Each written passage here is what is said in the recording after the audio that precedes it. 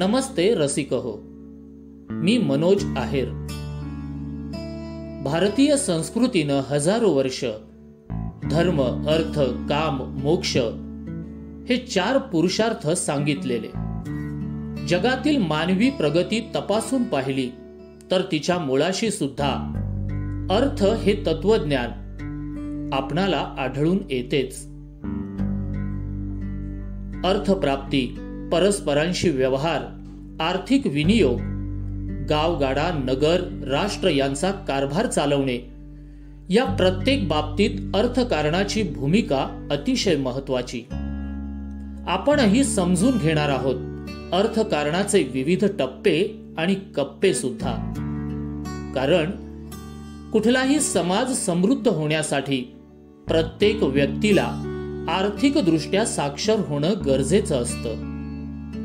साहित्य उत्सवचं विशेष प्रसारण निखिल देशमुख यांच्या सोबत अर्थपूर्ण.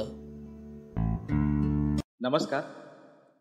साहित्य उत्सव परिवार प्रस्तुत अर्थपूर्ण या विशेष मालिकेमध्ये सर्व रसिक श्रोत्यांचं मी सहर्ष स्वागत करतो. आपल्या अर्थपूर्ण या मालिकेतील शेवटच्या भागात आपण PPF, पब्लिक प्रॉव्हिडंट फंड आणि RD, रिकरिंग डिपॉझिट याबाबत जाणून घेतलं. आणखीही एक गुंतवणुकीचा पर्याय म्हणून ज्याच्याकडे बघितलं जातं असा एक ऑप्शन म्हणजे म्युच्युअल फंड, ज्याबाबत आता आपण जाणून घेऊया. त्यापूर्वी मी ईश्वरचरणी अशी प्रार्थना करतो की आपलं सर्वांचं आरोग्य हे सुदृढ राहावं, आपण सर्व सुरक्षित राहा, स्वतःची, इतरांची व आपल्या परिवाराची काळजी घ्या, हीच एक नम्र विनंती करतो. काय होतं की आपली इच्छा असते, शेअर मार्केटबाबत आपण बऱ्याच काही गोष्टी या ऐकलेल्या असतात, इतरांकडून कळलेल्या असतात आणि शेअर मार्केटमध्ये आपण कशा पद्धतीने किंवा कशा प्रकारे इन्व्हेस्टमेंट करू शकतो, काय काय पर्याय आपल्यासमोर उपलब्ध आहेत, आपल्याला त्यामध्ये काही वाव आहे का, असे प्रश्न आपल्याला पडले असू शकतात. शेअर मार्केटमध्ये डायरेक्ट इन्व्हेस्टमेंट करण्याचा पर्याय सुद्धा आपल्याकडे अवेलेबल आहे, परंतु त्यामधलं बहुतांश वेळी आपल्याला सर्व नॉलेज जे आहे ते नसतं किंवा घेतलेला निर्णय चुकू शकतो. तो बरोबरही येऊ शकतो, परंतु चुकण्याची शक्यता असते आणि परिपूर्ण असं नॉलेज किंवा सुरुवात कशी करायची आणि पुढे काय काय करायचं याबाबत माहिती नसल्यामुळे आपण शक्यतोवर ते टाळतो. त्यामुळे शेअर मार्केटमध्ये इन्व्हेस्टमेंट करण्याकरिता एक आणखी पर्याय आपल्या पुढे खुला होतो, तो म्हणजेच through mutual fund. Mutual fund म्हणजे काय असतं साधारणतः? तर म्युच्युअल फंड हा प्रकार आपणा सर्वांना जवळजवळ माहीत असेलच. फेसबुकच्या माध्यमातून त्यांचा एक ते फीचर म्हणूया आपण, जसं म्युच्युअल फ्रेंड्स आपले कोण कोण आहेत ते दाखवतं, तर तसाच एक म्युच्युअल फंड असतो. म्युच्युअल फंड म्हणजे हेच की काही ओळखीच्या किंवा अनोळखी लोकांनी एकत्रितपणे निर्माण केलेला फंड म्हणजेच म्युच्युअल फंड, आणि त्याची मग इन्व्हेस्टमेंट केली जाते वेगवेगळ्या इन्स्ट्रुमेंटमध्ये. मग ते शेअर मार्केट असू शकतं, डेट मार्केट असू शकतं, मनी मार्केट असू शकतं. हा झाला म्युच्युअल फंडमध्ये इन्व्हेस्टमेंट कुठल्या कुठल्या पद्धतीने कसं कसं होऊ शकतं या पद्धतींचा प्रकार. तर हे जे डिसिजन आहे म्युच्युअल फंडमध्ये इन्व्हेस्टमेंट करण्याचं, हे आपलं जरी असलं तरी कलेक्टिव्ह फंड जो असतो तो कसा इन्व्हेस्ट करायचा, कुठल्या सिक्युरिटीजमध्ये किंवा कुठल्या शेअर्समध्ये इन्व्हेस्ट करायचा किंवा कुठल्या बॉन्ड्समध्ये इन्व्हेस्ट करायचा, हे जे डिसिजन असतं ते त्या फंड मॅनेजरचं असतं. म्हणजे बेसिकली काय असतं, तर आपण फंड कलेक्ट करतो, म्हणजे आपण इन्व्हेस्टमेंट करतो. आपल्यासारख्याच अनेक गुंतवणूकदारांनी त्या फंड्समध्ये ऑलरेडी इन्व्हेस्टमेंट केलेली असते किंवा भविष्यात ते इन्व्हेस्ट करत असतात. तर हा फंड त्या फंड मॅनेजरकडे गोळा होतो आणि ते फंड मॅनेजर आपल्या वतीने डिसिजन घेतात की तो फंड त्यांनी कुठे इन्व्हेस्ट करायचा. स्कीम वाईज पण ते असतं की कुठल्या स्कीममध्ये आपण त्यांना सांगितलेलं आहे, त्या स्कीममध्ये मग कुठल्या स्क्रिप्टमध्ये किंवा कुठल्या सिक्युरिटीजमध्ये इन्व्हेस्ट करायचा हा त्यांचा डिसिजन असतो. तर यामध्ये आपण सर्वप्रथम हे जाणून घेणार आहोत की म्युच्युअल फंड आपण ओपन कसं करू शकतो. तर म्युच्युअल फंड ओपन होतो सिक्युरिटीजकडे, म्हणजे अनेक अशा सेबीने रजिस्टर्ड केलेल्या सिक्युरिटीज आणि AMCs असतात. AMC म्हणजे ॲसेट मॅनेजमेंट कंपनीज. यांच्याकडे आपण म्युच्युअल फंड ओपन करू शकतो. म्युच्युअल फंड ओपन करण्याकरिता साधी KYC लागते. ते म्हणजे आधार कार्ड, पॅन कार्ड आणि एक फोटो आणि एक त्यांचा फॉर्म असतो. त्यावरती टर्म्स अँड कंडिशन सर्व गोष्टी लिहिलेल्या असतात. त्यावरती साईन करून आपले डॉक्युमेंट्स देऊन म्युच्युअल फंडचं आपलं अकाउंट ओपन होतं. म्युच्युअल फंडचा अकाउंट नंबर म्हणजे त्याचा फोलिओ क्रमांक असतो, फोलिओ नंबर. त्या फोलिओ नंबरच्या अंडर आपण जे काही म्युच्युअल फंड्स विकत घेतलेले आहेत ते सर्व आपल्याला कळतात. जसं की आपलं सेव्हिंग बँकेचं अकाउंट असतं, त्याचं पासबुक आपल्याला मिळतं. म्युच्युअल फंडचं पासबुक मिळत नाही, तर त्याचं आपल्याला स्टेटमेंट मिळतं. तर म्युच्युअल फंडमध्ये इन्व्हेस्टमेंट करताना 3 गोष्टी मुख्यतः महत्त्वाच्या असतात. एक म्हणजे रिस्क, एक म्हणजे टाईम आणि एक म्हणजे रिटर्न. तर सर्वप्रथम आपण चर्चा करूया रिटर्नबाबत. रिटर्न म्हणजेच परतावा. आता आपण टीव्हीवर किंवा पूर्वी रेडिओवर ॲड ऐकलेल्या असणार म्युच्युअल फंडच्या. त्यामध्ये एकदम शेवटी टर्म्स अँड कंडिशनचं हे असतं की investment in mutual fund is subject to market risk. Please read all scheme related document before investment. हे आता आपल्याला कळतं, कारण आता ते फार स्लो बोलतं. आधी ते फार फास्ट बोलायचं. Investment in mutual fund is subject to market risk. Please read scheme related document before investment असं. आणि तेच मला एक आता आठवलं की कुठलीही एक ॲड झाली की टर्म्स अँड कंडिशन अप्लाय. हे आता थोडं हळू बोलतं, परंतु आधीच्या ॲडमध्ये टर्म्स अँड कंडिशन अप्लाय असं अगदी फास्ट बोलायचं आणि ते मला ऐकायला यायचं. तर मग काय झालं, म्हटलं हे काय होतं ॲडमध्ये. तर असं हा गमतीचा भाग झाला. आणि आज आपलं गणित किंवा ते द्यायला मी विसरलेलो आहे, तर असं हरकत नाही. त्याबाबत पुढच्या वेळेला करू ते आपण. आजचा भाग सुद्धा फार मोठा होण्याची शक्यता आहे. तर आपला फोलिओ ओपन झाल्यानंतर आपण चर्चा करत होतो रिटर्न्सबाबत. तर म्युच्युअल फंड्सचे जे रिटर्न्स आहेत ते फिक्स नसतात. म्युच्युअल फंड्समध्ये शॉर्ट टर्म, मीडियम टर्म आणि लाँग टर्म अशी आपण इन्व्हेस्टमेंट करू शकतो. शॉर्ट टर्म इन्व्हेस्टमेंट म्हणजे आपल्याला जर 1 वर्षाकरिता किंवा त्यापेक्षा कमी अधिक कालावधीकरिता इन्व्हेस्टमेंट करायची असेल तर त्याला म्हणतात शॉर्ट टर्म. 1 वर्ष ते 2 वर्षच्या दरम्यानच्या कालावधीमध्ये किंवा 3 वर्षाच्या कालावधीमध्ये इन्व्हेस्टमेंट करायची असेल तर त्याला म्हणतात मीडियम टर्म. आणि 3 वर्ष किंवा त्यापेक्षा अधिक कालावधीकरिता जर इन्व्हेस्टमेंट करायची असेल तर त्याला म्हणतात लाँग टर्म. अशा पद्धतीची इन्व्हेस्टमेंट आपण म्युच्युअल फंडमध्ये करू शकतो. हा झाला टायमिंग, म्हणजेच कुठल्या टायमिंगनुसार आपण इन्व्हेस्टमेंट करू शकतो, जे आपण 3 प्रकारांबद्दल बोलत होतो, रिटर्न आणि रिस्क आणि टायमिंग. तर टायमिंगचे असे 3 ड्युरेशन येतात. शॉर्ट टर्म ड्युरेशनकरिता इन्व्हेस्टमेंट करायची असू शकते, लाँग टर्म, मीडियम टर्म. परंतु तिसरा जो फॅक्टर आहे रिटर्न हे म्युच्युअल फंडचं कधीच फिक्स नसतं. ते तुमचं मायनसमध्ये सुद्धा जाण्याची शक्यता असते. समजा एखाद्या म्युच्युअल फंडमध्ये आपण 100 रुपये इन्व्हेस्ट केलेले आहे आज, आणि 3 महिन्यांनी आपण जर ते बॅलन्स चेक केलं तर ते बॅलन्स 100 रुपयांचं 102 किंवा 103 रुपये सुद्धा झालेलं असू शकतं, किंवा 98 किंवा 99 रुपये सुद्धा आलेलं असू शकतं. किंवा कारण त्याच्या ॲडमध्येच आणि म्युच्युअल फंड्सचा तो नेचरच असा आहे की investment in mutual fund is subject to market risk. ज्याप्रमाणे मार्केट बिहेव करेल, शेअर मार्केटमध्ये इन्व्हेस्टमेंटवाला फंड असेल तर शेअर मार्केटच्या अकॉर्डिंग तो चालेल, मनी मार्केटमध्ये असेल तर मनी मार्केटच्या अकॉर्डिंग चालेल, आणि डेफ्ट मार्केटमध्ये असेल तर डेफ्ट मार्केटच्या अकॉर्डिंग चालेल. म्हणजेच काय, तर म्युच्युअल फंडचं जे रिटर्न्स आहे ते शुअर हे नसतंच.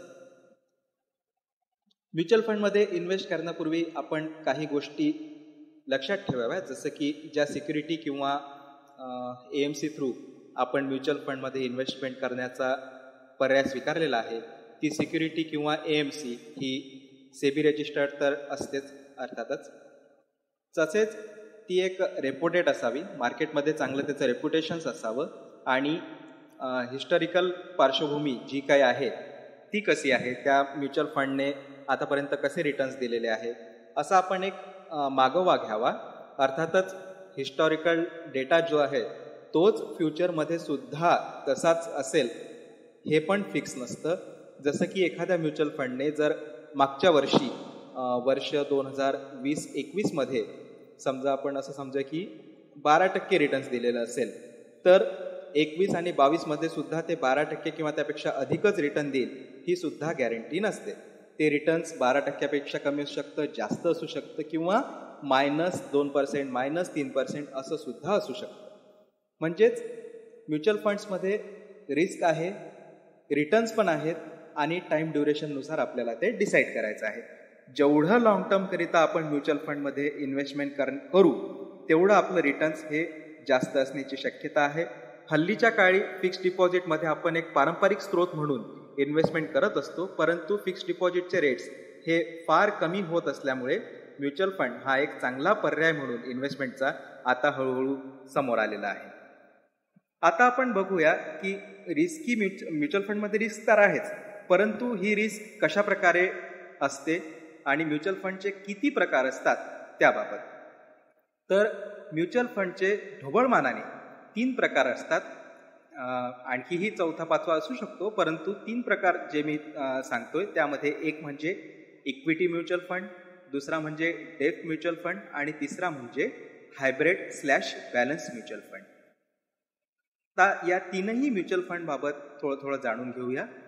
इक्विटी म्युच्युअल फंड म्हणजे काय असतं, तर प्रत्येक एएमसीच्या, आता एखादी आपण ABC एएमसी घेऊया म्हणजे ॲसेट मॅनेजमेंट कंपनी, त्यांची एक स्कीम आहे समजा, तर अशा त्या कंपनीच्या हजारो किंवा 2000 सुद्धा स्कीम्स ह्या असू शकतात. मोस्टली त्या स्कीम्स या 3 भागांमध्ये डिवाइड असतात.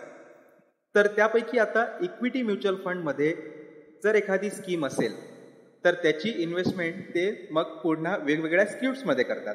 इक्विटी 100% म्हणजेच काय, तर मग याच्या अंडर सुद्धा त्यांचे वेगवेगळ्या नावाने म्युच्युअल फंड्स असतात. त्याचे नावं काहीही असू शकतात. मग त्याचे म्युच्युअल फंड्सचे नावं काही असू शकतात, तर ते तिथे आपल्याला दाखवतात की हा जो म्युच्युअल फंड आहे हा या कंपनीमध्ये इन्व्हेस्टमेंट करतो, म्हणजे शेअर मार्केटमध्ये सांगतोय मी तो, किंवा एखादा असतो की टॉप रँकच्या 100 कंपनीजमध्ये इन्व्हेस्टमेंट होते. एखादा म्युच्युअल फंड असेल, स्कीम असेल की ज्याचा टॉपच्या 500 कंपनीजमध्ये इन्व्हेस्ट होते. डिपेंड करतं ते की त्या कंपनीने किंवा त्या फंड मॅनेजरने कसं डिसिजन घेतलेलं आहे ते. ही जी इन्व्हेस्टमेंट आहे इक्विटी म्युच्युअल फंडमध्ये ही 100% इक्विटी मार्केटमध्ये होत असल्यामुळे मार्केटशी याचा अगदी जवळचा संबंध असतो आणि ज्याप्रमाणे मार्केट रिॲक्ट करतं त्याप्रमाणे हे फंडसुद्धा कमी जास्त होतात. आता एक बेसिक गोष्ट तुम्हाला सांगतो की म्युच्युअल फंडमध्ये इन्व्हेस्टमेंट करणे म्हणजेच काय असतं, तर म्युच्युअल फंड हा बाय करणे. त्या ज्या प्रत्येक स्कीम्स असतात त्याची एक पर्टिक्युलर व्हॅल्यू असते ज्याला NAV असे म्हणतात. NAV म्हणजेच नेट ॲसेट व्हॅल्यू. ही नेट ॲसेट व्हॅल्यू प्रत्येक फंडाची, म्हणजे इक्विटी फंड बाबत आपण आता सध्या बोलतोय, तर याच्या जेवढ्या काही त्यांच्या स्कीम्स आहेत त्या स्कीम्सची वेगवेगळी असते. समजा आता मला जर 1000 रुपये ABC AMC कंपनीच्या एखाद्या XYZ म्युच्युअल फंडमध्ये इन्व्हेस्ट करायचे असेल, तर त्याची आजची जी NAV आहे ती समजा 10 रुपये आहे आणि मी इन्व्हेस्ट केलेली माझी अमाऊंट आहे ती समजा 100 रुपये आहे. तर मला त्याच्या 10 NAVs या मिळतील आजच्या डेटला. मग ही NAV जी आहे, ही जी प्राइस आहे त्याची 10 रुपये, ही मार्केटनुसार, मार्केट जर वाढलं तर ती NAV माझी वाढेल, मार्केट जर कमी झालं तर ती NAV माझी कमी होईल.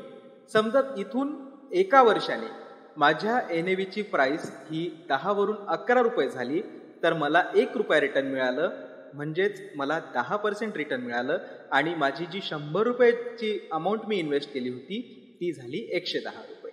तर असं म्युच्युअल फंड काम करतं. आणखी एक मला इथे सांगायचं आहे ते म्हणजे या संपूर्ण मालिके थ्रू इथून भविष्यात सुद्धा कुठल्याही स्कीम्सचा प्रचार किंवा प्रसार मी करणार नाही आहे. तर ते कसं काम करतं, त्यामध्ये आपण कसं इन्व्हॉल्व्ह होऊ शकतो याबाबत फक्त माहिती देणार आहे. बाकी जो काही निर्णय आहे हा तुम्हाला स्वतः घ्यायचा आहे. आपण आपल्या नातेवाईकांना विचारू शकता किंवा कोणी असेल की ज्याच्याकडनं प्रॉपर गायडन्स हे मिळू शकतं, त्यांना विचारूनच हा आपण निर्णय घ्यावा अशी मी आपल्याला विनंती करतो. तर आपण NAV बाबत जाणून घेतलं. ही NAV प्रत्येक स्कीम्सची वेगवेगळी असू शकते. आणि प्रत्येक स्कीम्सची इन्व्हेस्टमेंट जी आहे ती सुद्धा वेगवेगळी असते. आता समजा एखादी स्कीम्स आहे जी आपण XYZ बघितली, त्या स्कीमची इन्व्हेस्टमेंट ही होऊ शकते की बँकिंग सेक्टरच्या काही स्टॉकमध्ये असेल, काही मेटल सेक्टरच्या स्टॉक्समध्ये असेल आणि काही सेक्टर स्पेसिफिक असतात, म्हणजे फक्त मेटल, फक्त बँकिंग. तर आपण अभ्यास असा करावा की ज्या सेक्टरमध्ये ती इन्व्हेस्टमेंट होते त्या सेक्टरचं भविष्य काय आहे, भविष्यात त्यांचे प्लॅन्स काय आहे, योजना काय आहे, म्हणजे त्यानुसार आपल्याला एक आराखडा म्हणता येतो, एक प्रेडिक्शन करता येतं की भविष्यात हे सेक्टर कसं काम करणार आहे आणि त्याचा मला काय फायदा होऊ शकतो. तर ही झाली NAV आणि एकंदरीत आपण जाणून घेतलं ते म्हणजे इक्विटी फंड बद्दल. आता इक्विटी फंड्स जे आहेत सर्व ते अगदी हाय रिस्क असते त्याची, कारण ते 100% मार्केटवरती डिपेंड असल्यामुळे मार्केट्सचं जे एक टर्नओव्हर म्हणू शकतो आपण, हा खूप वेगाने कमी अधिक होत असतो. त्यामुळे त्याचा परिणाम सुद्धा इक्विटी रिलेटेड फंड्स जे आहेत त्याच्यावर होतो. NAV ही फार कमी अवधीमध्ये कमी किंवा जास्त होऊ शकते. दुसऱ्या आपण जाणून घेऊया डेथ फंड. डेथ फंड काय आहे, तर हे जे आहेत डेथ फंडची इन्व्हेस्टमेंट जी होते ती government securities, government bonds, corporate bonds, debentures याच्यामध्ये होते. तर डेथ फंड्स जे आहेत ते इक्विटी फंड्स जे आहेत ते शेअर मार्केट्सवरती अवलंबून असल्यामुळे हाय रिस्कमध्ये येतात. तर हे जे फंड्स आहेत हे लो रिस्कमध्ये येतात. आणि इक्विटी मार्केटचे फंड्स जे आहेत ज्याचं रिटर्नसुद्धा हाय मिळू शकतं किंवा मायनसमध्ये जाऊ शकतं, तसंच याचं रिटर्न्स हे कम्पेअर टू इक्विटी मार्केट थोडं कमी मिळतं, परंतु यामध्ये रिस्क ही फारच कमी असते. कारण याची इन्व्हेस्टमेंट ही पूर्णतः government securities, government bonds, corporate bonds याच्यामध्ये होते. याच्यामध्ये सुद्धा मग आपण हे समजून घ्यायचं आहे की हे फंड्स याच्यामध्ये सुद्धा वेगवेगळ्या स्कीम्स असतात. कोणती स्कीम्स कोणत्या कंपनीच्या बॉन्ड्समध्ये किंवा कुठल्या गव्हर्नमेंटच्या बॉन्ड्समध्ये इन्व्हेस्टमेंट करते याबाबत आपण एक जाणून घ्यायचं. आणि हे बॉन्डसुद्धा मग ज्यामध्ये ती इन्व्हेस्टमेंट करते ते बॉन्डसुद्धा किती रेटेड आहे, AAA रेटेड आहे, AA रेटेड आहे, सिंगल A रेटेड आहे. AAA रेटेड बॉन्ड्स हे सर्वात चांगले असतात, AA रेटेड हे त्याच्यानंतर आणि त्याच्यानंतर सिंगल A रेटेड बॉन्ड्स. तर या बॉन्ड्समध्ये आणि डिबेंचर्समध्ये इन्व्हेस्टमेंट असते डेथ फंड्सची रिलेटेड जे काही स्कीम्स आहेत त्यांची, आणि बाकी जे आहे ते तसं सर्व सेमच असतं. आणि तिसरा जो प्रकार आहे तो येतो बॅलन्स/हायब्रिड फंड्स. याच्यामध्ये काय असतं, इक्विटीमध्ये रिस्क हाय असते, याच्यामध्ये रिस्क लो असते. कोणाला असं वाटू शकतं ना की मला दोन्ही याच्यामध्ये इन्व्हेस्टमेंट करायची आहे, तर त्या पद्धतीचे सुद्धा फंड्स अवेलेबल असतात. त्याला म्हणतात हायब्रिड फंड्स किंवा बॅलन्स फंड्स. याच्यामध्ये एक रेशो असतो की तुमच्या 100 रुपयापैकी 60 रुपये हे इक्विटीमध्ये आणि 40 रुपये हे बॉन्डमध्ये असे इन्व्हेस्ट केले जाते. किंवा 60 रुपये म्हणजे व्हाईस वर्सा सुद्धा असू शकतो. 60 रुपये हे बॉन्ड मार्केट किंवा डेफ मार्केटमध्ये आणि 40 रुपये हे इक्विटी मार्केटमध्ये इन्व्हेस्टमेंट केले जाते. हा म्हणजे एक बॅलन्स करतो तुमच्या फंडला. तर त्यामुळे याची रिस्क जी आहे ती मॉडरेट असते. तुम्हाला शेअर मार्केट्सच्या फंड्सनी जर चांगलं रिटर्न दिलं आणि बॉन्ड मार्केटच्या फंडनी सुद्धा थोडं जास्त चांगलं रिटर्न्स दिलं तर तुमचं रिटर्न्स हे चांगलं येऊ शकतं. किंवा शेअर मार्केटचं रिटर्न्स हे निगेटिव्हमध्ये गेलं आणि बॉन्ड मार्केटचं रिटर्न हे पर्यायाने तेवढं निगेटिव्हमध्ये गेलं नाही. समजा शेअर मार्केटचं रिटर्न हे एका वर्षामध्ये 5%ने निगेटिव्ह गेलं आणि बॉन्ड मार्केटचं जे आहे ते 4%नी पॉझिटिव्हमध्ये आलं, तर रेशो कोणाचा किती होता त्यानुसार ते गणित ठरतं. आणि त्यानुसार तुमचा जो फंड आहे, जर तुम्ही इक्विटी फंडमध्ये इन्व्हेस्टमेंट केली असेल तर सरळ 5% मधला लॉस समजा असू शकला असता, तर तो लॉस हा कमी असून तो एक 2% किंवा 2.5%, फार तर फार 1.5% अशा पद्धतीचा असतो. तर हे झाले 3 प्रकार सामान्यतः. थोडक्यात आपण सांगायचं झालं तर इक्विटी फंड्स जे आहेत ते शेअर मार्केट्समध्ये इन्व्हेस्टमेंट करतात. मग त्या वेगवेगळ्या स्कीम्स असतात, त्या स्कीम्स वेगवेगळ्या सिक्युरिटीजमध्ये इन्व्हेस्टमेंट करतात. आणि जे डेथ मार्केटचे फंड्स असतात ते डेफ इन्स्ट्रुमेंट्स जे आहेत त्यामध्ये इन्व्हेस्टमेंट करतात. Corporate bond, government securities, debentures अशा याच्यामध्ये.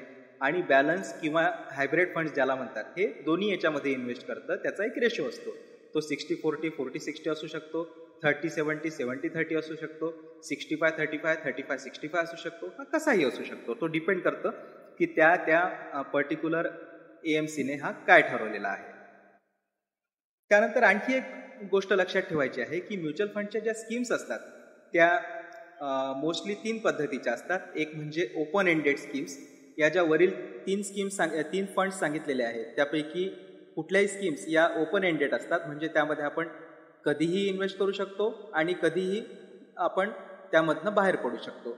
आणखी एक गोष्ट इथे आठवली ती म्हणजे एक्झिट लोडची. काय असतं की बऱ्याच स्कीम्स ज्या आहेत त्या एक्झिट लोड ड्रिव्हन असतात. म्हणजे तुम्ही जर त्यामध्ये इन्व्हेस्टमेंट केली तर ती जी तुमची इन्व्हेस्टमेंट आहे ती लॉकिंग पिरियडमध्ये असते, 1 वर्षाकरिता किंवा 6 महिन्यांकरिता. लॉकिंग पिरियड म्हणजे फंड पूर्ण लॉक होत नाही. तर त्यामध्ये असं होतं की तुम्ही जर त्या कालावधीच्या आधी फंड विड्रॉ केला तर तुम्हाला त्या कंपनीने ठरवलेला एक्झिट लोड हा लागू शकतो. तो 1% असू शकतो तुमच्या अमाऊंटच्या किंवा 1.5% असू शकतो. परंतु हा एक्झिट लोड जेवढ्या वेळपर्यंत तो फंडाचा लॉकिंग पिरियड आहे तोपर्यंतच असतो. त्यानंतर मात्र एक्झिट लोड हा लागत नाही. तर हे झालं एक्झिट लोड बाबत. आणि आपण चर्चा करत होतो ओपन एंडेड स्कीम्स. तर या ओपन एंडेड स्कीम्स झाल्या. त्यानंतर काही क्लोज एंडेड स्कीम्स असतात, म्हणजे त्या पर्टिक्युलर एका डेटला ओपन होतात आणि त्या दरम्यानच आपण त्यामध्ये इन्व्हेस्टमेंट करू शकतो. त्यानंतर मात्र त्या क्लोज होतात, त्यानंतर त्यामध्ये इन्व्हेस्टमेंट ही केली जाऊ शकत नाही. एक मी सांगायला विसरलो डेथ फंडमध्ये, त्यामध्ये आणखी एक प्रकार असतो, तो म्हणजे फिक्स मॅच्युरिटी प्लॅन, FMP ज्याला आपण म्हणतो. हे फिक्स डिपॉझिट सारखंच असतं की त्याच्यामध्ये फंड हा लॉक होतो तुमचा. 2 वर्षासाठी असू शकतं, 3 वर्षासाठी असू शकतं. लॉक झाला, त्यामध्ये इन्व्हेस्टमेंट केली की एकदा केली की त्यानंतर त्यामधनं आपण एक्झिट लोड देऊन किंवा काही देऊन बाहेर पडूच शकत नाही. तो पर्याय आपल्या पुढे नसतो. यालाच म्हणतात क्लोज एंडेड फंड्स. म्हणजे ओपन एंडेडमध्ये काय होतं तर आपण कधीही इन्व्हेस्ट करू शकतो आणि जर आपल्याला फंडची गरज भासली तर आपण लॉकिंग पिरियडच्या आधी सुद्धा फंड विड्रॉ करू शकतो एक्झिट लोड देऊन. पण क्लोज एंडेड स्कीम्सचं तसं नसतं. त्यामध्ये पर्टिक्युलर डेटला ते NFOs ओपन होतात, त्या डेटलाच त्यामध्ये इन्व्हेस्टमेंट करायची असते आणि त्यानंतर त्यामध्ये इन्व्हेस्टमेंट ही करता येत नाही. एक आणखी पिरियड असतो तो म्हणजे एक आणखी यामध्ये प्रकार आहे तो तिसरा प्रकार. तो म्हणजे असा असतो की तो क्लोज एंडेड सुद्धा नसतो आणि ओपन एंडेड सुद्धा नसतो. म्हणजे त्या प्रकाराचं असं आहे की आपण त्यामध्ये इन्व्हेस्टमेंट कधीही करू शकतो आणि आपल्याला वाटलं तर आपण क्लोज एंडेडमध्ये सुद्धा तो असू शकतो आणि ओपन एंडेडमध्ये, म्हणजे दोन्ही याचा जो मिक्सअप आहे तो या तिसऱ्या प्रकारात येतो. परंतु मुख्यतः हे 2च प्रकार महत्त्वाचे आहेत, ओपन एंडेड आणि क्लोज एंडेड. कुठल्याही AMC किंवा सिक्युरिटीच्या म्युच्युअल फंडची सुरुवात ही कशी होते तर NFO द्वारे होते. NFO म्हणजे न्यू फंड ऑफर.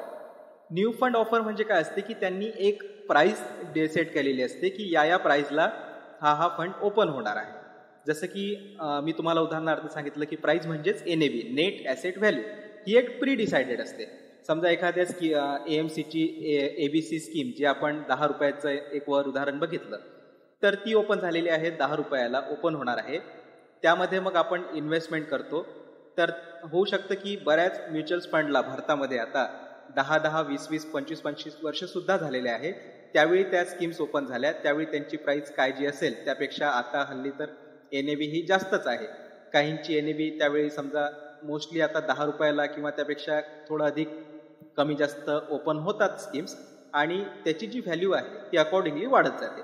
आपण एक उदाहरण घेऊया की 2000 वर्षी एखादा NFO समजा ओपन झालं असेल, त्याची प्राइस त्यावेळी 10 रुपये असेल आणि त्यावेळी जर कोणी 100 रुपये इन्व्हेस्टमेंट त्यामध्ये केले असेल तर 20 वर्षानंतर जर त्याची प्राइस त्या NAVची ही जर 150 रुपये झाली असेल तर त्यांची जे 100 रुपयाची व्हॅल्यू आहे ही त्या पद्धतीने वाढलेली असणार.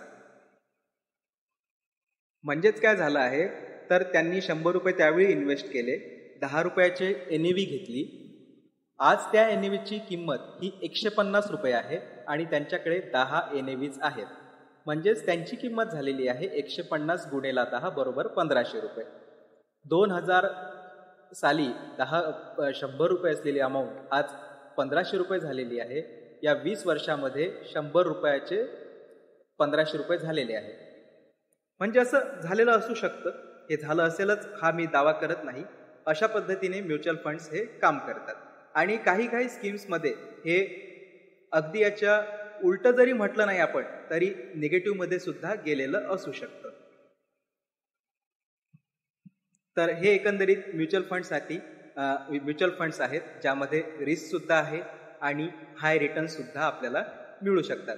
याचा एक प्रॉपर अभ्यास करून प्रॉपर प्रेडिक्शनने आपण याच्यामध्ये कोणा एका चांगल्या व्यक्तीच्या सल्ल्याने इन्व्हेस्टमेंट करू शकता. यामध्ये मग किती फंडपासून इन्व्हेस्टमेंट केली जाऊ शकते तर त्याचं निश्चित असं सांगता येऊ शकत नाही. प्रत्येक सिक्युरिटीचं वेगवेगळं असतं. हल्लीच्या काळी तर ऑनलाईन सुद्धा इन्व्हेस्टमेंट ही होते. 100 रुपयापासून सुद्धा आपण ॲड्स ऐकतच असणार टीव्हीवर किंवा इतर काही माध्यमांवरती. तर यामध्ये इन्व्हेस्टमेंट करण्याचा आणखी एक साधा आणि सोपा ऑप्शन आहे, तो म्हणजे थ्रू SIP.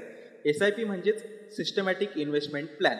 वर दिलेल्या कुठल्याही म्हणजे वर मी सांगितल्या पद्धतीने कुठल्याही स्कीममध्ये जे 3 टाईप सांगितले आहे आपणाला, त्या टाईपमधल्या एका कुठल्याही स्कीममध्ये आपण SIP म्हणजे मंथली इन्व्हेस्टमेंट सिस्टमॅटिक इन्व्हेस्टमेंट ही चालू करू शकता. ही SIP मंथली असू शकते किंवा वीकली सुद्धा असू शकते किंवा क्वार्टरली सुद्धा असू शकते, सेमी ॲन्युअली सुद्धा असू शकते म्हणजे वर्षातनं 2दा. परंतु जनरली प्रेफरन्स हा महिन्यातनं एकदा दिला जातो. त्या पर्टिक्युलर डेटला तुमच्या अकाउंटमधनं पैसे कट होतात. जर आपण 500 रुपयाची SIP केलेली असेल तर 500 रुपये हे कट होत जातात आणि त्या स्कीम्समध्ये ॲड होत जातात.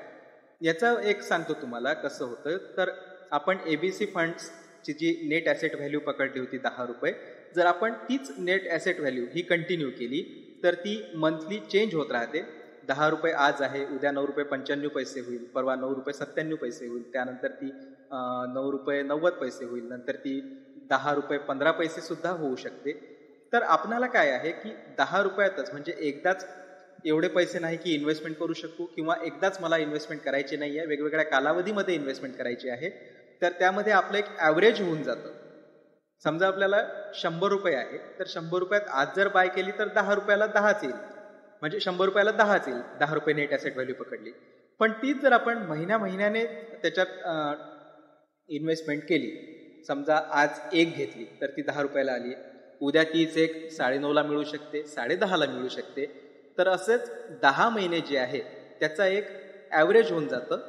आपण काय म्हणूया त्याला, सरासरी आपल्याला माहिती असेल तर या सरासरीमध्ये तो ॲव्हरेज होतो एक. आपण 100 रुपये जे इन्व्हेस्ट केलेले आहे 10 रुपये, मग आपल्याला ती प्रत्येक ॲव्हरेजनुसार ती जी NAV आहे ती 10 रुपयाने न मिळता होऊ शकते की 9 रुपये 90 पैशाने मिळालेली असेल किंवा 10 रुपये 5 पैशाने मिळालेली असेल. आणि आजची त्याची व्हॅल्यू त्यानंतर भविष्यातली 10 महिन्यानंतरची काय आहे त्यावरून आपला प्रॉफिट आणि लॉस हा आपल्याला समजू शकतो. म्युच्युअल फंडमध्ये इन्व्हेस्ट करण्याचे 2 प्रकार असतात. ते मग तुम्ही लमसम करा. लमसम म्हणजे एकाच वेळी अमाऊंट जे मी सांगितलं आधी, आणि SIP म्हणजे हे आता जे आपण बोललो त्याबाबतचं. तर ही 2 पद्धतीने केली जाऊ शकते. एक म्हणजे डायरेक्ट इन्व्हेस्टमेंट आणि दुसरी म्हणजे रेग्युलर इन्व्हेस्टमेंट. डायरेक्ट इन्व्हेस्टमेंट म्हणजे आपण स्वतः ऑनलाईन करू शकतो, स्वतःच ते मॅनेज करू शकतो. कुठल्या स्कीममध्ये इन्व्हेस्ट करायचे आहे ते स्वतः डिसिजन घेऊ शकतो. अर्थातच रेग्युलरमध्ये सुद्धा डिसिजन आपण स्वतःच घेऊ शकतो कुठल्या याच्या स्कीममध्ये इन्व्हेस्ट करायचे आहे. तर फंड मॅनेजरचा रोल असतो की ती इन्व्हेस्टमेंट कशा पद्धतीने डायव्हर्सिफाय करायची हा. आणि जर आपण AMC किंवा सिक्युरिटीच्या माध्यमातून करत असू तर ते झालं रेग्युलर इन्व्हेस्टमेंट, रेग्युलर बेसमध्ये. आता आपण याचा आणखी एक पुढचा भाग बघूया, तो म्हणजे याचं टॅक्सेशन हे कसं असतं. तर याच्या इंटरेस्टवर सुद्धा TDS लागतो का, तर हो लागतो. हा ॲज गुड ॲज फिक्स डिपॉझिटच्या इंटरेस्ट सारखाच असतो जो आपण मागे बघितलेलाच आहे. तर याला TDS वरती जो इंटरेस्ट लागतो तो कट करू नये म्हणून जसं आपण फिक्स डिपॉझिटला 15G किंवा 15H फॉर्म भरून देतो तसा याला 15G किंवा 15H फॉर्म भरून देण्याची आवश्यकता नसते. कारण ते हा जो TDS आहे हा आपल्याला ज्यावेळी जर लागलेला असेल तर आपण फाईल रिटर्न ज्यावेळी करतो त्यावेळी आपल्याला तो पे करावा लागतो. त्याचे डिटेल्स आपल्याला ऑलरेडी मिळून जातात. काही इक्विटी लिंक स्कीम्स आहेत ज्याद्वारे आपण ATCची सुद्धा इन्व्हेस्टमेंट करू शकतो. जसं की मी तुम्हाला PPF आणि सिनियर सिटीजन सेव्हिंग स्कीम बाबत सांगितलं होतं त्याच पद्धतीने 1,50,000ची. परंतु ही याचा लॉकिंग पिरियड असतो, तो 3 वर्ष किंवा त्यापेक्षा अधिक असू शकतो. तो पिरियड संपेपर्यंत आपण ती व्हॅल्यू विड्रॉ करू शकत नाही. या असतात इक्विटी लिंक सेव्हिंग स्कीम, त्याला ELS असं सुद्धा शॉर्टमध्ये म्हटलं जातं. जर आपली इन्व्हेस्टमेंट ही डेप्थ फंडमध्ये असेल आणि ती जर 3 वर्ष किंवा त्यापेक्षा अधिक कालावधीकरिता असेल तर एक इंडेक्सेशन बेनिफिट आपल्याला मिळतं. RBI दरवर्षी एक चार्ट डिक्लेअर करतं, तो असतो इन्फ्लेशन बेसवरती. त्यानुसार इंडेक्सेशनचा रेट हा कॅल्क्युलेट केला जातो, तो CA कॅल्क्युलेट करतात. तर आपण ज्या टॅक्स ब्रॅकेटमध्ये आपलं इन्कम येतं त्यानुसार तो इंडेक्सेशन बेनिफिट काढून ते CA डिसाईड करतात. ते फार गणितीय काम आहे आणि ते आकडे आपल्याजवळ असल्याशिवाय आपण ते करू शकत नाही, त्यामुळे ते आपण उदाहरणही त्याचं घेऊ शकणार नाही आहोत. तर हे CA डिसाईड करतात ते आकडे आल्यानंतर आणि ते रिटर्न्स कसे मिळाले आहे त्यानुसार. परंतु इंडेक्सेशन बेनिफिट मिळतं, त्याचा फायदा असा होतो की सपोज जर 30% टॅक्स ब्रॅकेटमध्ये जर कोणाचं इन्कम येत असेल आणि त्यांना जर इंडेक्सेशनचा फायदा झाला इन्फ्लेशन रेटचा वगैरे, तर होऊ शकते की 30% टॅक्स त्यावरती न पे करता 10% किंवा 15%च टॅक्स त्यावरती पे करावा लागतो, कारण इन्कम हे इन्फ्लेशनपेक्षा थोडंफार कमी झालेलं असेल तर, इन्फ्लेशन रेटच्या कमी झालेलं असेल तर इन्कम. हे आपण एक बेसिक जाणून घेतलं म्युच्युअल फंड्स आणि ते कसं असतं, त्यामध्ये इन्व्हेस्टमेंट कशी केली जाऊ शकते या स्कीम्सबाबत. 25 ते 35 मिनिटांमध्ये म्युच्युअल फंड्स काय आहे, कसं आहे ते समजून सांगणे किंवा त्याबाबत थोडक्यात माहिती देणे हे जवळजवळ अशक्य आहे. त्यामुळे आपण फक्त हे ऐकूनच इन्व्हेस्टमेंट करायची आहे हा निर्णय कृपया घेऊ नका, ही माझी आपणा सर्वांना विनंती आहे. जर कोणाला असे इन्व्हेस्टमेंट करायचीच असेल तर याचा एक प्रॉपर अभ्यास करा, तुमच्या सल्लागाराचा सल्ला घ्या आणि त्यांच्या सल्ल्यानुसारच मग तुम्हाला वाटत असेल तर तुम्ही तुमचा डिसिजन घ्या. आणि साक्षर समाज करण्याची जी आपली ही एक चळवळ आपण याला म्हणूया, याला पाठिंबा द्या. आणि याबरोबरच म्युच्युअल फंड या विषयावरील आपला हा आजचा एपिसोड संपलेला आहे. याबाबत आणखी काही राहून गेलं असेल किंवा काही ॲड करायचं असेल नवीन, तर पुढच्या एपिसोड ज्यावेळी रेकॉर्ड केला जाईल त्यावेळी मी निश्चितच त्याबाबत हा रेफरन्स देऊन कंटिन्यू करेल. आता इथेच थांबतो. धन्यवाद. नमस्कार. दर्जेदार साहित्याचा आणि कलाकृतींचा आस्वाद घेण्यासाठी जॉईन करा साहित्य उत्सव व्हॉट्सॲप किंवा टेलिग्राम ग्रुप. जॉईन करण्यासाठी संपर्क करा 98 81 60 20 25 या क्रमांकावर. संपर्क क्रमांक पुन्हा एकदा 9881 60 2025. साहित्य उत्सव हे YouTube चॅनल आजच सबस्क्राईब करा. साहित्य उत्सवच्या फेसबुक पेजला जरूर भेट द्या, कारण ज्ञान आणि मनोरंजन यांचं अतूट नातं म्हणजे साहित्य उत्सव.